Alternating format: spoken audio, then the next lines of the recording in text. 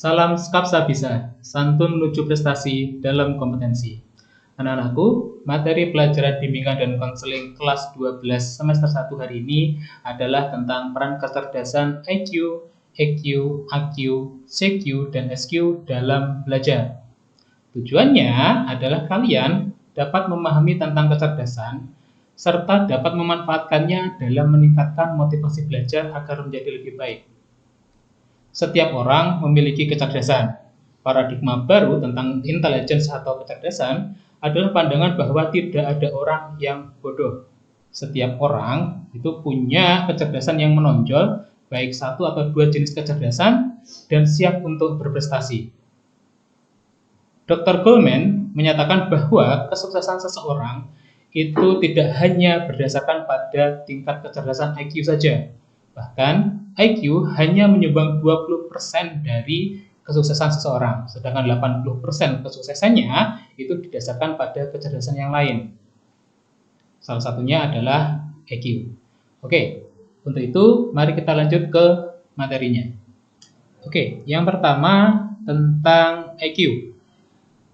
Mulai dari pengertian IQ dulu, yaitu kecerdasan intelektual adalah syarat minimum kompetensi. Intelijensi diartikan sebagai keseluruhan individu untuk berpikir dan bertindak secara terarah, serta mengolah dan menguasai lingkungan secara efektif. Ini diambil dari Martin Pali tahun 1993. Konsep intelijensi yang pertama kali dirintis oleh Albert Binet tahun 1964. Yang percaya bahwa kecerdasan itu bersifat tunggal dan dapat diukur dengan satuan angka. Makanya ketika sampean tahu atau selama ini ada tahu tentang IQ, itu berdasar hitungannya adalah tentang angka. IQ-nya berapa? 90. IQ-nya berapa? 100. Makanya IQ, ukuran IQ adalah angka. Tuh. Menurut Gardner, dalam diri setiap anak terdapat 8 kecerdasan yang siap berkembang. Yang pertama yaitu kecerdasan linguistik atau cerdas berbahasa. Dalam kecerdasan linguistik berarti seseorang atau anak itu akan lebih mudah memahami tentang bahasa, mungkin lebih cepat tanggap dalam bahasa Indonesia, bahasa Inggris atau bahasa yang lainnya. Yang kedua yaitu kecerdasan matematik logis atau cerdas angka.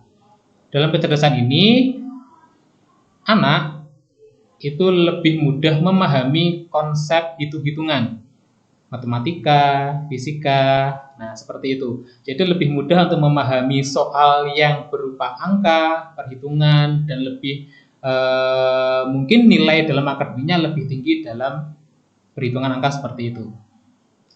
Yang ketiga yaitu kecerdasan spasial, yaitu kecerdasan cerdas gambar. Anak yang memiliki kecerdasan ini itu lebih mudah atau lebih lebih cerdas dalam menggambar, jadi dalam hal seni. Tuh. Yang keempat, kecerdasan kinestetik jasmani, yaitu cerdas tubuh. Anak yang memiliki kecerdasan ini biasanya lebih suka dengan pelajaran olahraga, jadi menyukai hal-hal yang berhubungan dengan kegiatan fisik, olahraga, semua olahraga, sepak bola, dan ini tergantung passionnya masing-masing.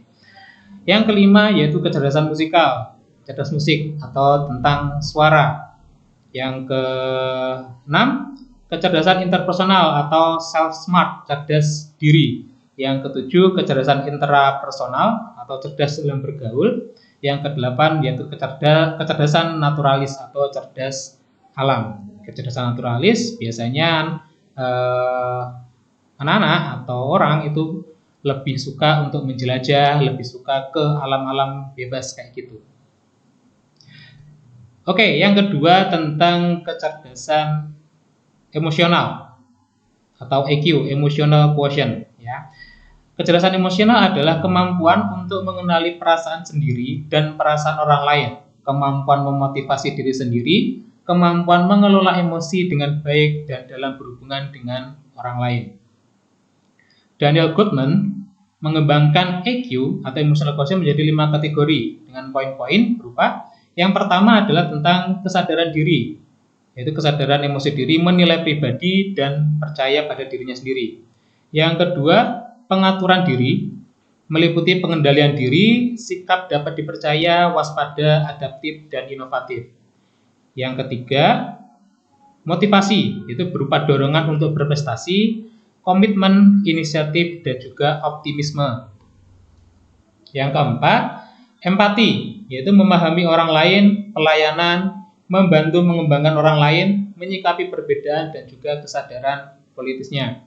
Yang kelima, keterampilan sosial, pengaruh persuasi, keterampilan berkomunikasi, kepemimpinan, katalisator, dan perubahannya, manajemen konflik, keakraban, dan kerjasama dan bekerjasama dalam tim.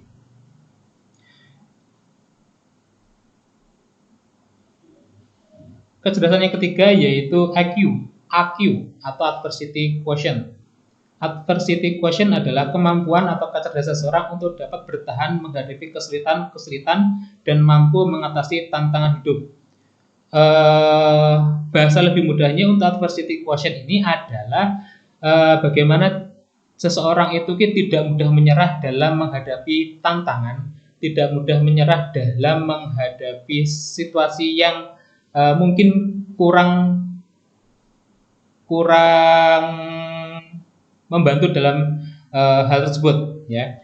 Jadi misalkan ada permasalahan dalam kerja, dalam sekolahnya, dia tidak mudah menyerah dalam hal itu. Nah, adversity quotient termasuk dalam itu.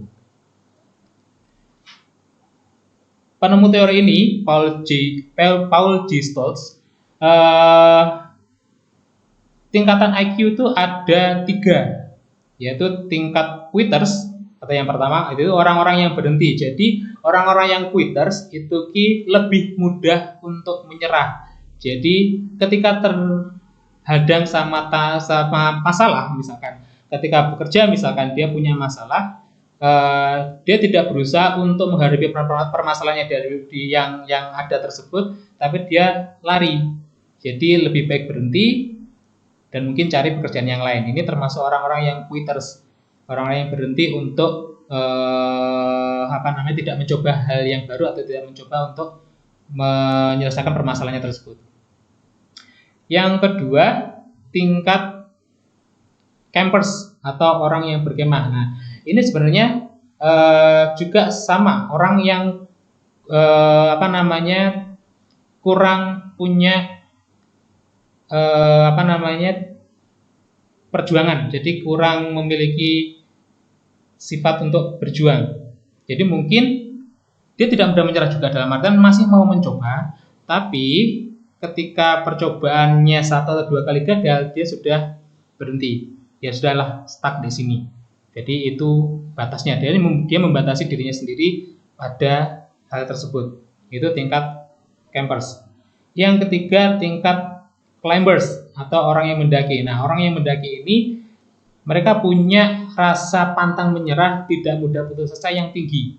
Jadi ketika dihadapi suatu permasalahan, dia akan terus untuk berusaha agar permasalahan tersebut terselesaikan.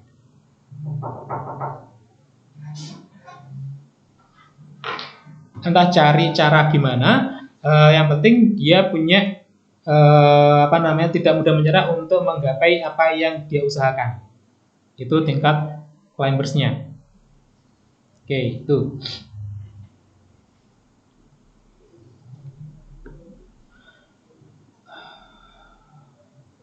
Yang selanjutnya yaitu creativity quotient atau daya kreativitas seseorang. Ini termasuk kecerdasan juga, ya. Kecerdasan kreativitas adalah potensi seseorang untuk memunculkan sesuatu yang merupakan penemuan-penemuan baru dalam bidang ilmu dan teknologi serta semua bidang usaha yang lainnya. Guilford mendeskripsikan 5 ciri kreativitas. Yang pertama yaitu tentang kelancaran atau kefasihannya, yaitu kemampuan untuk memproduksi banyak ide. Yang kedua, keluasan, yaitu mampu untuk mengajukan bermacam-macam pendekatan atau jalan pemecahan masalah. Yang ketiga, keaslian, yaitu kemampuan untuk melahirkan gagasan yang orisinil sebagai hasil pemikiran sendiri. Jadi tidak plagiat atau meniru ide orang lain. Ya.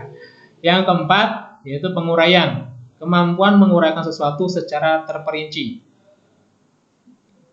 Yang kelima yaitu perumusan kembali, yaitu kemampuan untuk mengkaji kembali suatu persoalan melalui cara yang berbeda dengan yang sudah lazim. Ini adalah ciri-ciri dari kreativitas menurut Guilford. Kecerdasan yang selanjutnya yaitu spiritual quotient. Spiritual quotient ini adalah inti dari pusat diri sendiri. Kecerdasan spiritual merupakan sumber yang mengilhami, melambangkan semangat, dan mengikat diri seseorang kepada nilai-nilai kebenaran tanpa batas waktu. Muhammad Zuhri menambahkan bahwa SQ atau spiritual quotient merupakan kecerdasan yang digunakan untuk berhubungan dengan Tuhan Yang Maha Esa. Spiritual quotient ini berarti untuk keyakinannya kepada Tuhan. Ya. Ciri-ciri SQ yang tinggi menurut Dimitri Mahayana, yang pertama adalah memiliki prinsip dan visi yang kuat. Kedua, mampu melihat kesatuan dalam keanekaragaman. Yang ketiga, mampu memaknai setiap sisi kehidupan. Yang keempat, mampu mengelola dan bertahan dalam kesulitan dan penderitaan. Jadi pada ininya untuk spiritual quotient sendiri, orang yang SQ-nya tinggi itu dia selalu positive thinking. Selalu mengembalikan kembali kepada keyakinannya kepada Tuhan Yang Maha Esa juga. Tuh.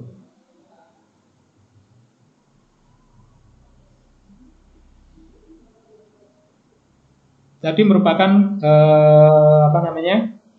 semua kecerdasan yang ada mulai dari IQ, EQ, AQ, CQ dan juga SQ.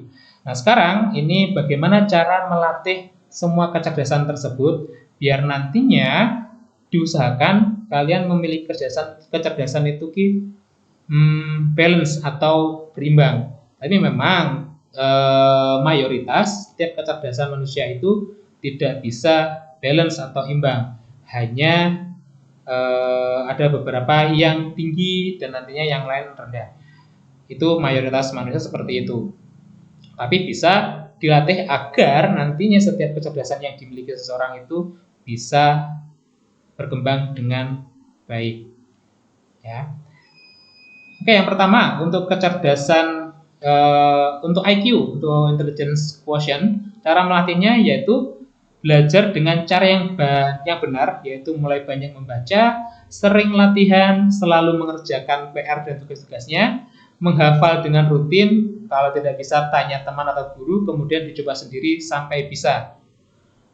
Ya, karena memang untuk intelligence quotient ini adalah hasil dari apa yang sampean pelajari, apalagi itu tentang akademik selama sampean belajar.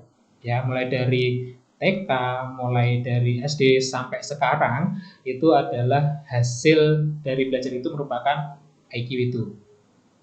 Yang kedua yaitu tentang emotional quotient-nya. Cara melatihnya yaitu belajarnya yang tekun. Mulai dari yang mudah dulu, dikonsep dulu dari yang mudah, terus bertahap ke pelajaran yang sulit. Ya, jangan cepat menyerah.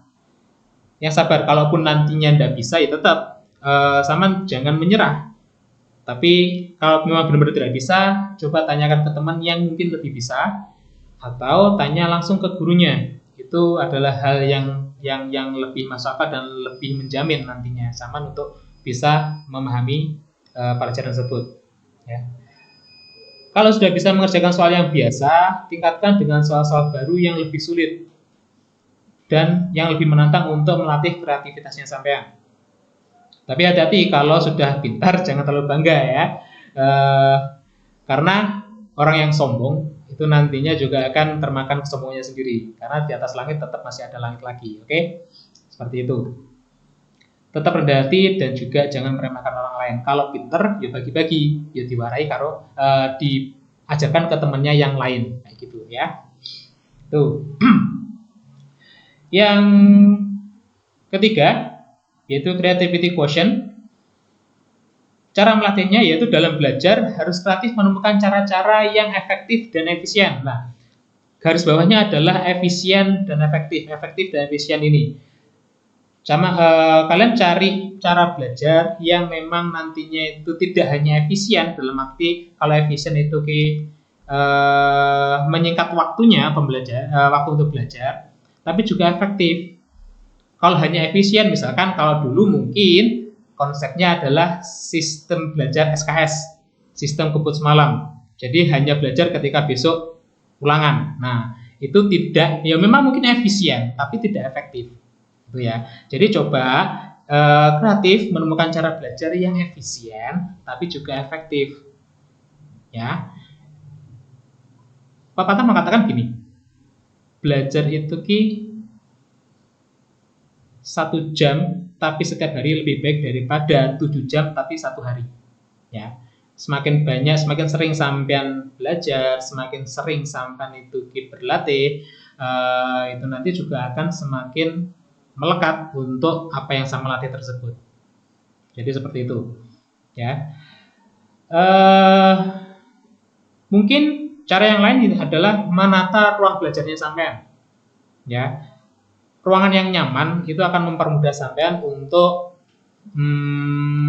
belajar. Rasa nyaman, rasa rasa yang ruangan yang memang benar-benar comfort atau nyaman itu akan memudahkan sampean untuk belajar. Bedakan ketika sampean belajar tapi ruang belajarnya sampean kotor, banyak sekali buku berserakan, banyak sekali sampah. Dan bandingkan dengan ruang belajar yang bersih, buku tertata rapi, mana yang lebih nyaman. Nah, seperti itu. Konsepnya seperti itu. Ya. Terus yang keempat, adversity quotient. Ya, cara melatihnya dalam proses belajar pasti akan menemukan banyak kendala atau kesulitan. Ya, sampean harus memiliki sikap dan pikiran positif untuk meraih prestasi belajar dengan menjadikan kesulitan sebagai motivasi untuk lebih giat belajar. Loh, Pak, kalau misalkan aku sinau tapi nggak iso terus piye? Yaitu apa yang sama tidak bisa, ya, sama tidak bisa sendiri, sama tanya ke temannya atau sama tanya ke gurunya, ya. Tidak ada hal yang tidak bisa dipelajari. Kalau sama stuck pada satu hal, aku nggak iso iki, aku sudah tidak bisa untuk mengerjakan ini. Aku nggak ngerti lagi caranya gimana. Ya sudah, jangan putus asa di situ. Jangan sampai bilang, sudahlah aku nggak iso, ya wis ben. Gak iso sito aliane iso. Jangan seperti itu. Kalau nggak bisa, silahkan tanya ke teman yang memang sudah lebih bisa. Atau mungkin lebih mudah lagi, yaitu tadi tanya ke guru yang bersangkutan. Itu malah lebih bagus. Guru itu tidak ada yang sampai nantinya itu marah-marah ketika sama itu tanya. Yang ada, guru itu malah senang ketika sama memang belum paham, belum mengerti, tapi Saman mau tanya. Jadi gitu ya. Jadi seperti itu. Dengan hal itu nantinya Saman akan semakin terlatih juga bahwa setiap hal, setiap rintangan itu pasti ada solusinya. Jadi jangan sampai menyerah, jangan sampai putus asa. Ya. Ketika Saman tidak bisa, cari cara lain. Ya, seperti itu. Terus yang kelima yaitu tentang spiritual quotient. Cara melatihnya yaitu selalu berdoa sebelum dan sesudah belajar, selalu ingat kepada Tuhan, kewajiban beribadah jangan sampai ditinggalkan. Nah, ini pesan saya juga untuk kalian semua, apalagi yang notabene agamanya Islam juga, jangan sampai sholat kelenderan atau mungkin bolong-bolong. Kalau yang masih bolong-bolong diusahakan, biasanya subuh, asar itu yang sering terlewat, ya. Jadi diusahakan sholatnya juga semakin tertib. Nah, dari situ spiritual quotient-nya sampean juga akan semakin tinggi. Karena apa? Sama semakin lebih dekat dengan Tuhan, sama dengan keyakinan sama juga semakin tinggi, dan nantinya hidup sampean atau pola pikir sampean pun juga akan lebih positif. Jadi seperti itu. Baiklah anak-anak, demikian materi hari ini mengenai peranan kecerdasan dalam belajar.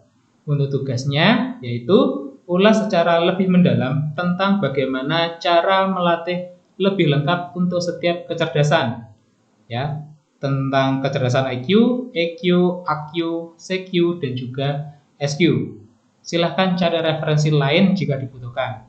Atau mungkin sampean bisa tanya ke guru-guru yang lain, ya. Karena dengan membaca dan juga memperbanyak referensi, kalian juga akan semakin menambah ilmu pengetahuan kalian. Untuk tugasnya bisa dikumpulkan di Google Classroom-nya kalian masing-masing. Jangan lupa like, komen, dan juga share ke teman-teman kalian kalau video ini bermanfaat untuk kalian. Dan jangan lupa untuk klik subscribe dan juga bunyikan loncengnya agar kalian tidak ketinggalan informasi. Sampai jumpa di video berikutnya. Salam Skapsa Sekolah Berbudaya Industri, berkarakter wirausaha, menjadi idola sekediri raya.